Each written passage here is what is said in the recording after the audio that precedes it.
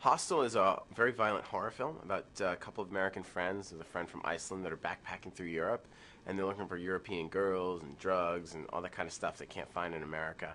And they hear about a hostel in Slovakia that's rumored to be filled with beautiful girls. So they go there, and it actually is, and everybody hooks up, and the girls seem to love Americans. And then one of the friends disappears.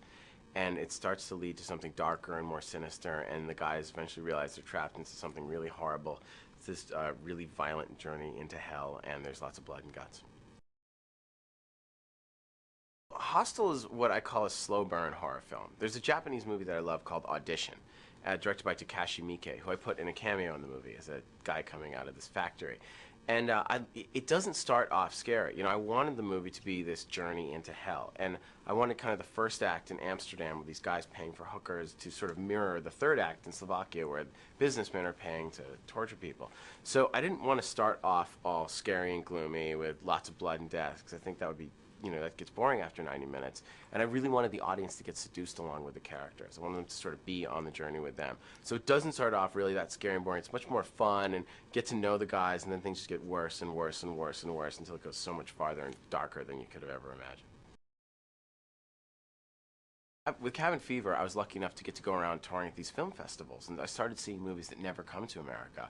And I was exposed to directors like Takashi Miike, who did Audition and Ichi the Killer, and films coming out of South Korea like Sympathy for Mr. Vengeance, and I just thought, oh my God, what the hell is going on in these Asian countries that they are making the movies this violent? And what I saw was that American movies try to play it safe. American horror movies, they don't want to offend people. And the kind of the directors like Miike understand that what makes a great horror movie is that it lives in that danger zone, that dangerous territory. And you harkens back to kind of Italian cinema in the 70s, films like Cannibal Holocaust or Pasolini's Salò, where they're making movies that are so violent, but they're not trying to please everybody. They're not for everybody. They're for a very specific audience. They're like, this is a sick movie. If you don't like it, stay the hell away from it. And I just felt like nobody was doing anything like that in America. So that's what I wanted to do. And I also like the fact that the Asian films aren't really pure, they're not exactly pure horror movies. It's not like The Grudge or The Ring. Like there's a wave of these ultra-violent films that are much more horrific than scary. You know, it's about like real people doing real things, and they're just horrifying and disturbing. And that's the type of film I really wanted to make. No matter what I put in a movie, there's nothing worse than what's going on in New Orleans. I mean, I can put the most violent stuff in a film, and people know it's fake. They're paying for a fantasy. They've seen the actors on TV doing interviews. They know they're alive, so it allows them to enjoy the violence. What gets people desensitized is when there's school shootings every week. It's when we say, oh, another 10 people were killed in Iraq. When we have this chimpanzee running the country, running America, and you feel like the inmates are running the asylum. Like George Bush and Dick Cheney kill people for real. So that, I think, is what gets people desensitized. When they turn on the TV and they've seen that New Orleans has completely fallen apart and people are screaming for help and shooting each other and raping each other, and it takes the U.S. Army 5 days to show up. That's what gets people desensitized. It's not movies or video games. That's a reaction to that. What's going on in New Orleans is so much more horrifying than anything I could ever put in a movie, and it's real. And that makes people think, God, you know what? There's no police, there's no army, no one's going to save us, everything's going to fall apart, there's horrible racial tension, and nobody's in charge.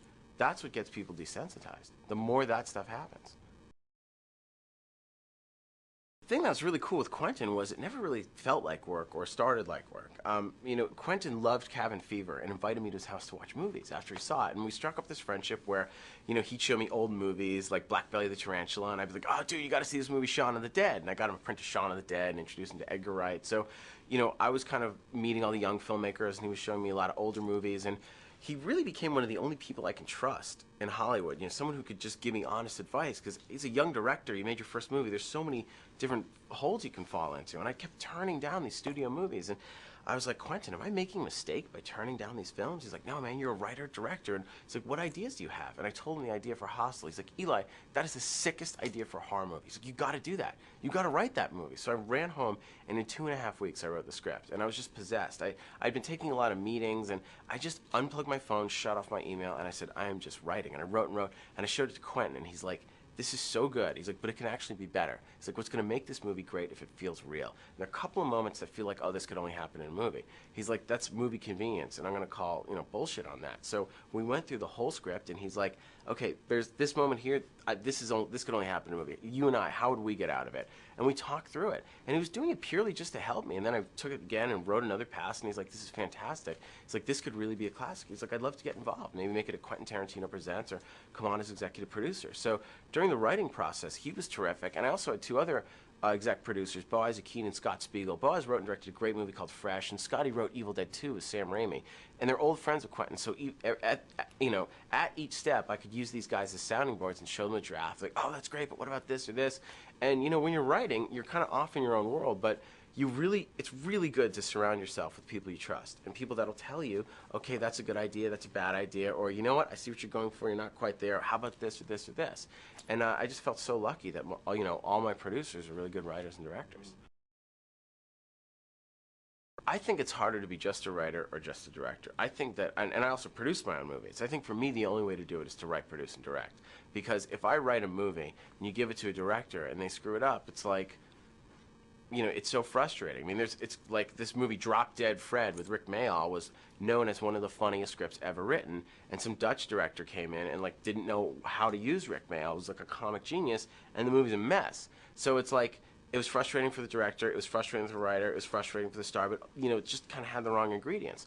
But when you have an idea in your head and I write it, unless it was a director who I love and like worship, or I was writing something for them and I knew that right from the outset, I couldn't do it any other way.